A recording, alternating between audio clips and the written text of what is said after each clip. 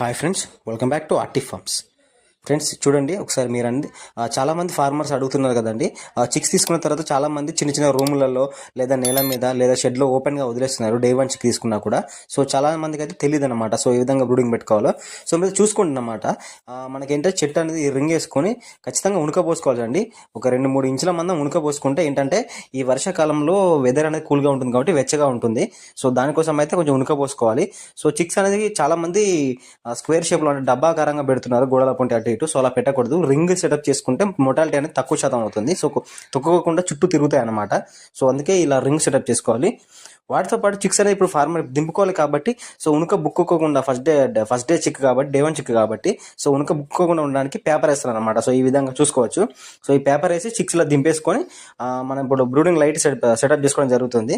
So మన feeder drinker set చేయడం జరుగుతుంది. సో చిక్స్ అనేది అన్లోడింగ్ అయిన తర్వాత కూడా మనకి నెక్స్ట్ పార్ట్ చూపి